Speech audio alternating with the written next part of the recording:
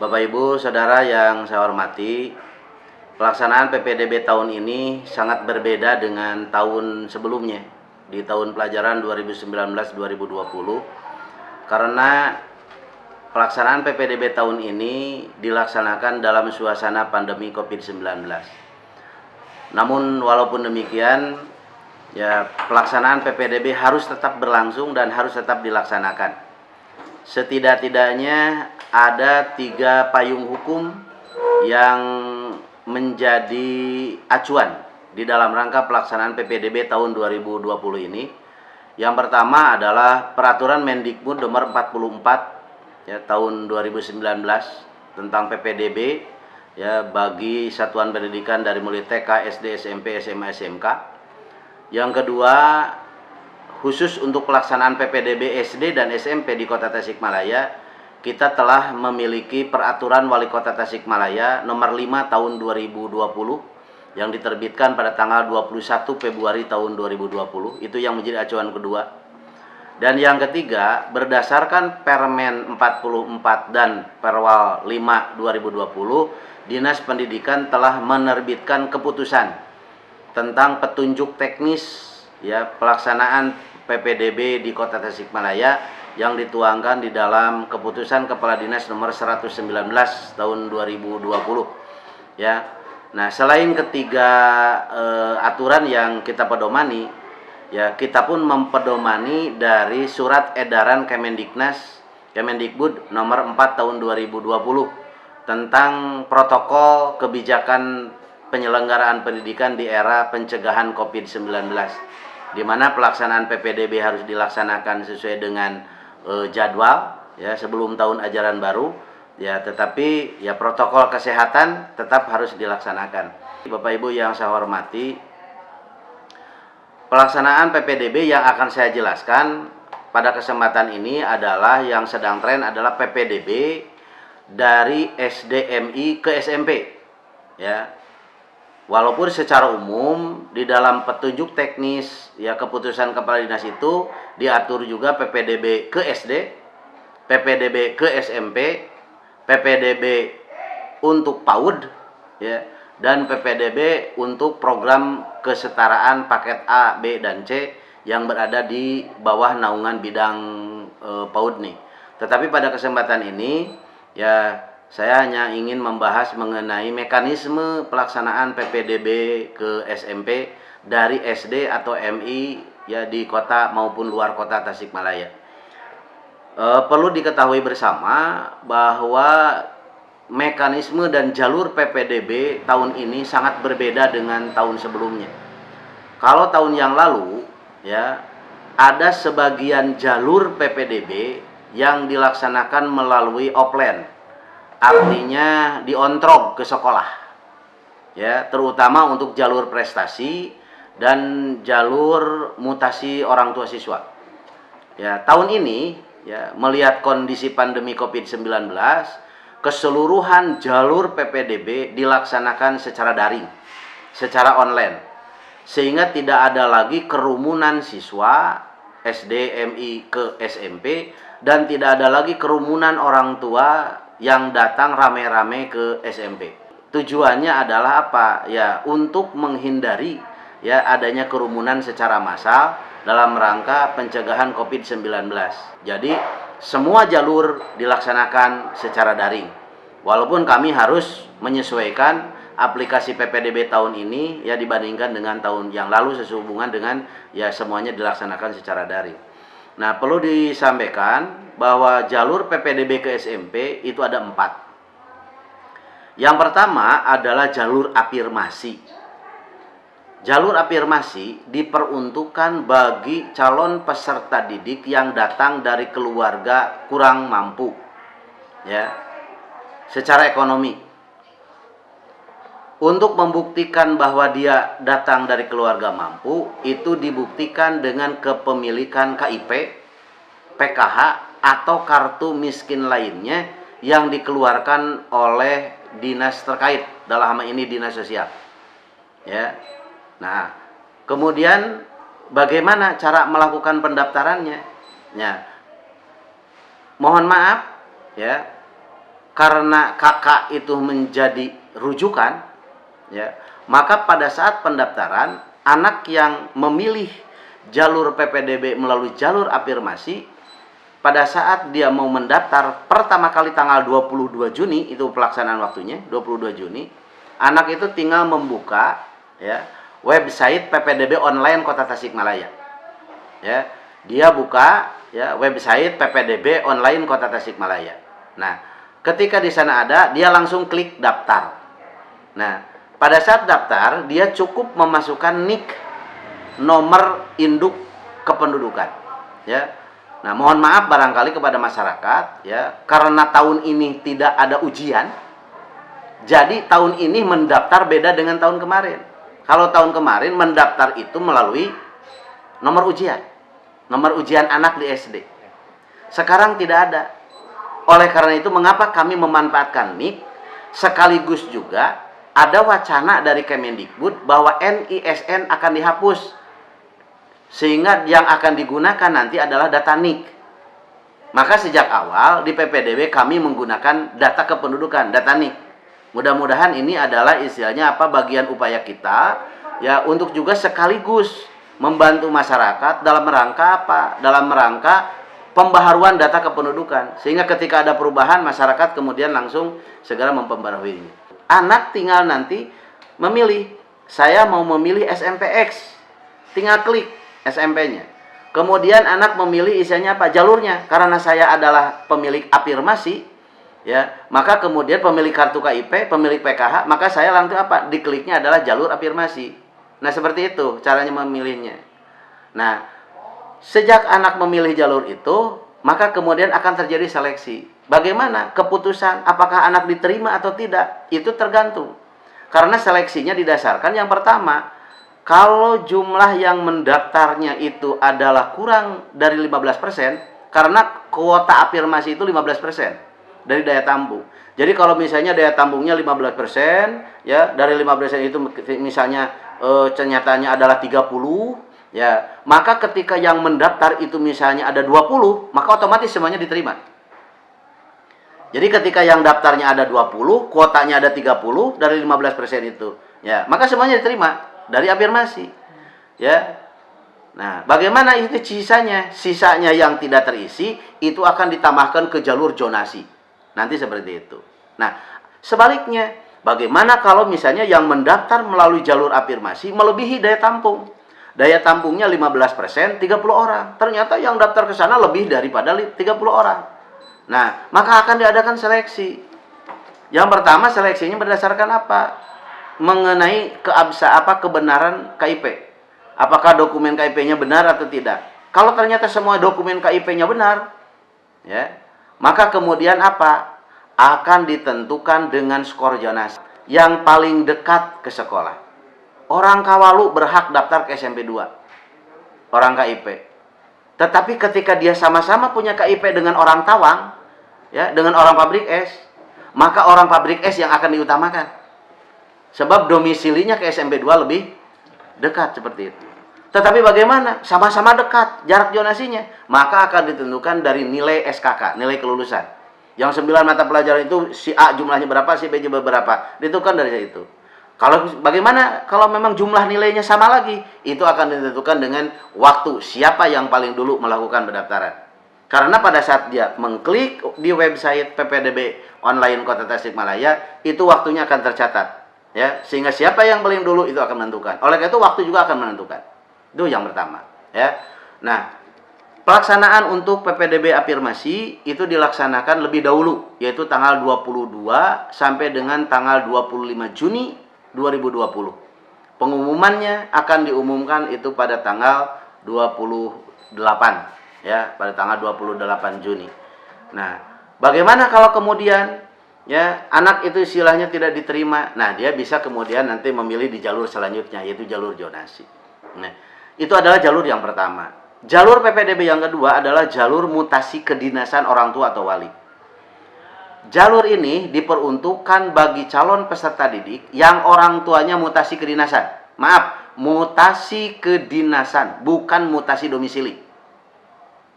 Jadi contoh misalnya ada polisi dari Poltabes Bandung pindah ke Polresta Kota Tasikmalaya. Otomatis kan, istilahnya dia mutasi secara kedinasan. Nah, lampirkan kepada panitia bahwa istilahnya anak tersebut betul-betul istilahnya orang tuanya pindah. Nah, karena untuk jalur ini ya diperuntukkan bagi orang tua yang mutasi secara kedinasan.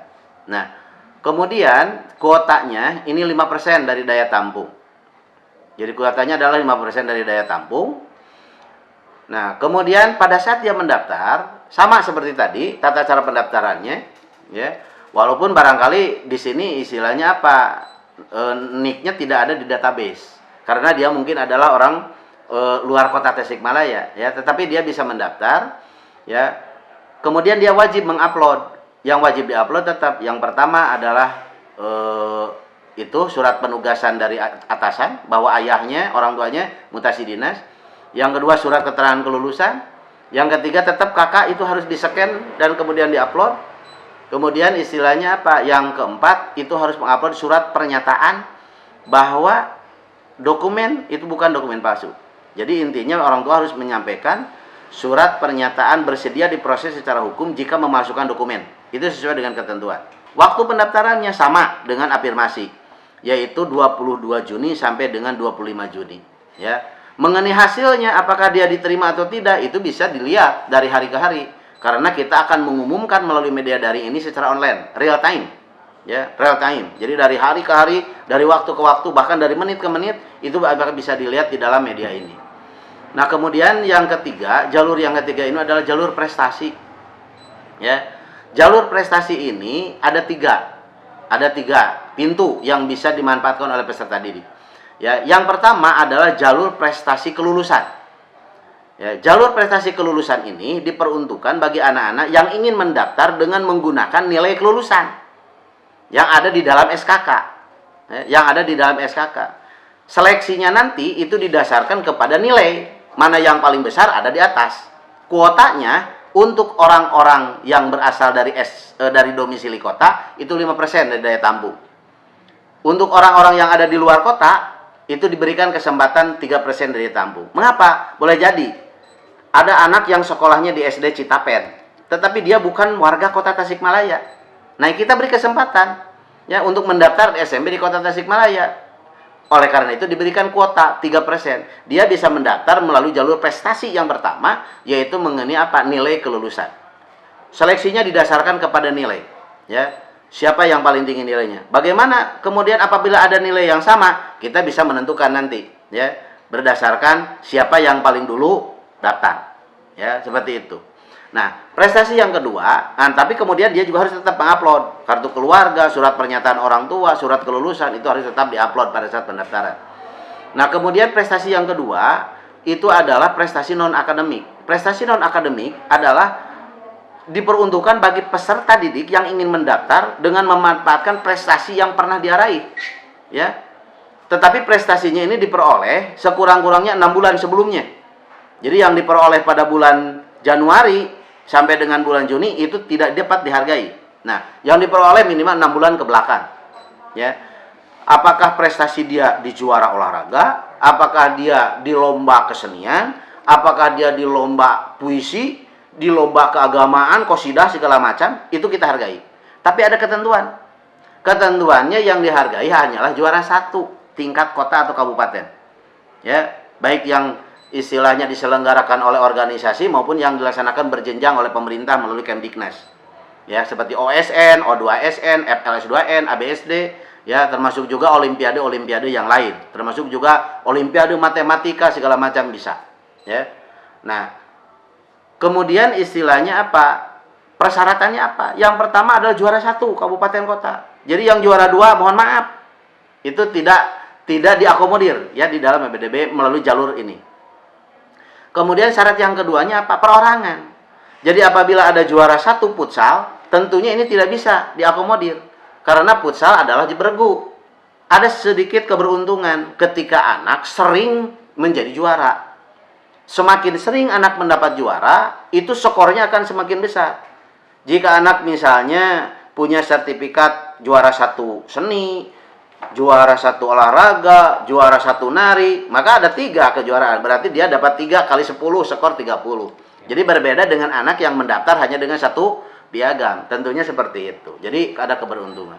Nah, jadi ini adalah terkait dengan prestasi. Kuotanya kita peruntukkan juga 5% untuk mereka yang mendaftar dari kota Tasikmalaya domisilinya. Kemudian ada 3% dari mereka yang berasal dari luar kota Tasikmalaya. Nah, prestasi yang ketiga, ya, prestasi yang ketiga itu adalah prestasi tahfiz Al-Qur'an. Ini adalah mungkin perbedaan kota Tasikmalaya dengan kabupaten kota yang lain. Karena kita ingin mendukung ya program pemerintah kota Tasikmalaya melalui Pak Wali dan Pak Wakil Wali Kota, yaitu tentang gerakan Maghrib Mengaji. Ya, salah satunya kita menghargai anak-anak SD dan MI yang sudah menghafal Al-Qur'an 1 juz. Ini dialokasikan 4% dari kuota. Jadi kalau kuota 350, 4%-nya sudah ya sekitar 14 orang barangkali untuk mereka itu. Bagaimana? Nah, mereka harus diseleksi. Tetapi seleksinya tidak perlu datang ke sekolah.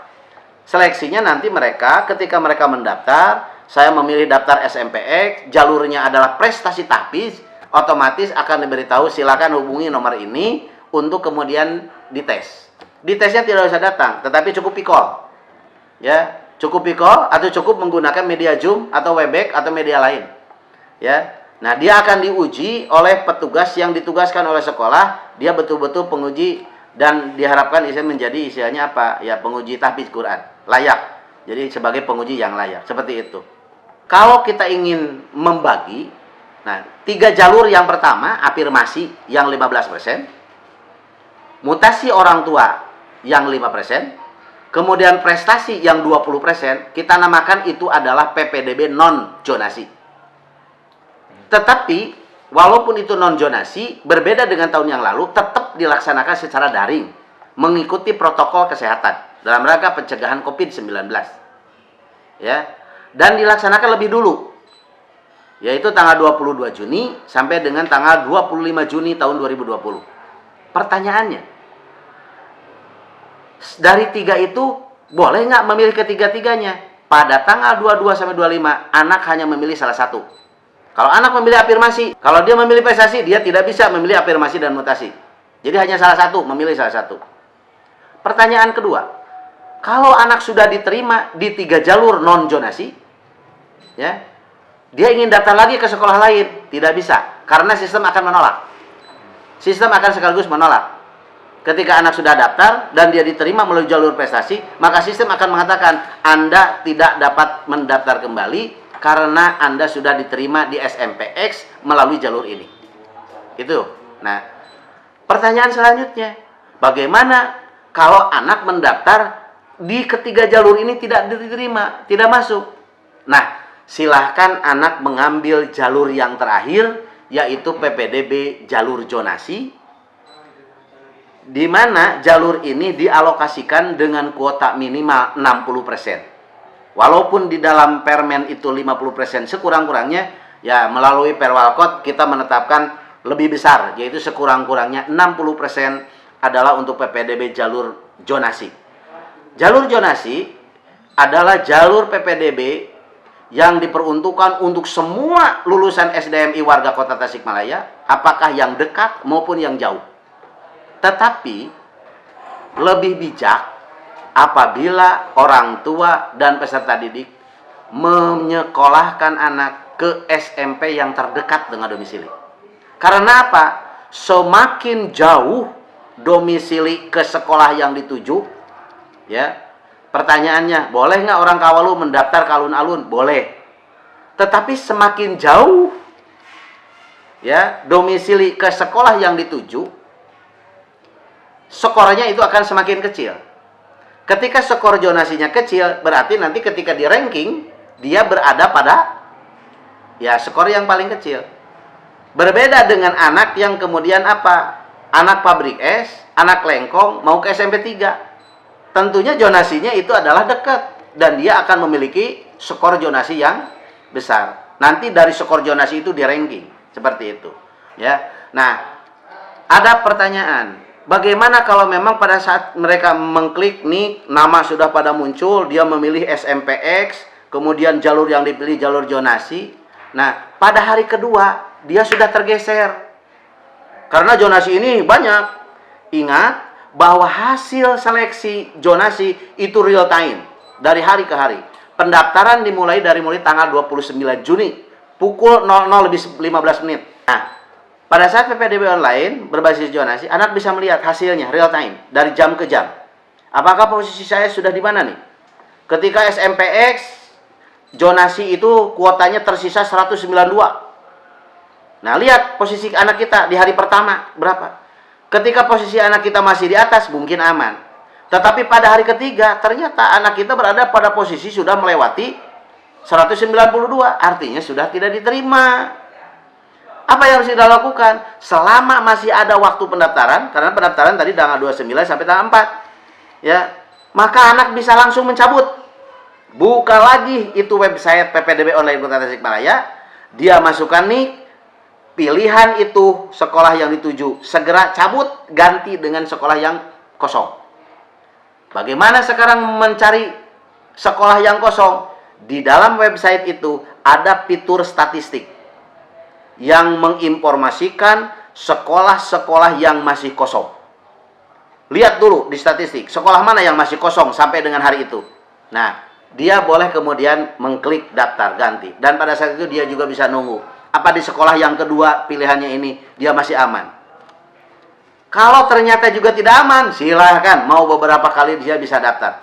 Hanya mohon maaf, pada saat tanggal 4 pendaftaran ditutup, website sudah terkunci, anak kita skornya lebih tinggi dari anak tetangga, padahal anak tetangga sudah diterima di sekolah lain. Anak kita yang seharusnya diterima sekolah lain pada saat itu karena apa? Karena memang pada akhirnya Pak, itulah sistem yang bekerja. Ya, bakal terjadi ada anak yang kemudian pada detik-detik terakhir ya, dia kemudian pada posisi yang kurang diuntungkan.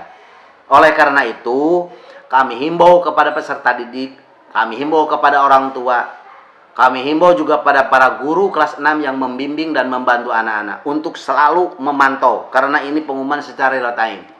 Ya, jika ditemukan anak yang kemudian pada posisi kurang menguntungkan, segera anak pindahkan ke sekolah yang masih kosong, maksudnya kuotanya. Ya, seperti itu barangkali untuk pelaksanaan PPDB, dan insya Allah pengumuman akan dilaksanakan untuk yang zonasi. Ya, kalau yang non zonasi tadi yang tiga jalur non zonasi itu pengumuman dilaksanakan tanggal 28 Juni ya, sehingga yang tidak lulus, yang tidak terseleksi dengan itu bisa mendaftar kembali melalui jalur zonasi tanggal 29 sampai tanggal 4, dan untuk yang zonasi itu pengumuman diterimanya adalah tanggal 6 Juli. Ketika anak ingin daftar ulang, anak tinggal buka website, di sana apa? Sudahkah Anda daftar ulang? Maka anak kemudian apa? Anak cukup mengklik saya mau daftar ulang, saya sepakat dengan semua keputusan sekolah termasuk persyaratan akan dikirim setelah nanti anak masuk di sekolah tersebut. Jadi intinya PPDB tahun ini harus dilaksanakan. Nah, kemudian timbul pertanyaan, apakah sekolah akan dibuka? Dan mengapa PPDB harus tetap dilaksanakan? Seperti pertanyaan yang tadi. Orang tua khawatir. Kami tetap akan mengikuti keputusan pemerintah ya tentang kebijakan pendidikan. Hanya perlu diketahui, pemerintah tetap tidak akan merubah tahun pelajaran. Tahun pelajaran 2020-2021 dilaksanakan tanggal 13 Juli. Ya. Kemudian yang menjadi pertanyaan, apakah tanggal 13 Juli anak-anak pada masuk? Kita pun belum memutuskan. Karena kita pun apa? Akan mempedomani surat edaran nomor 15 tahun 2020 mengenai BDR, mengenai pedoman penyelenggaraan belajar dari rumah. Jadi tahun pelajaran tetap tanggal 13 Juli, ya. Tetapi apakah 13 Juli anak akan masuk atau tidak? Sehubungan dengan banyak pihak termasuk orang tua yang khawatir, ya, dalam kondisi seperti ini. Sebetulnya tidak perlu khawatir karena kami pun sedang melakukan ya desain atau melakukan istilahnya desain kurikulum bagaimana pelaksanaan proses pembelajaran. Boleh jadi proses pembelajaran akan dilaksanakan sepertinya dengan menggunakan PJJ, yaitu pembelajaran jarak jauh. Barangkali demikianlah informasi yang bisa kami sampaikan. terkait dengan mekanisme dan proses PPDB dari SDMI ke SMP di Kota Tasikmalaya mengacu kepada Permen 44 dan Perwal nomor 5 serta petunjuk teknis yang dikeluarkan oleh Dinas Pendidikan Kota Tasikmalaya. Mudah-mudahan ya bermanfaat dan mudah-mudahan bisa mengedukasi masyarakat. Pesan saya barangkali janganlah orang tua mengejar-ngejar ya sekolah unggul. Tapi saya mengajak, mari jadikan sekolah terdekat rumah kita sebagai sekolah unggul. Ya. Mencari sekolah unggul adalah baik, tetapi lebih baik menjadikan sekolah di sekolah kita menjadi sekolah yang unggul dan unggulan di Kota Tasikmalaya. Terima kasih. Billahi taufiq wa hidayah. Assalamualaikum warahmatullahi wabarakatuh.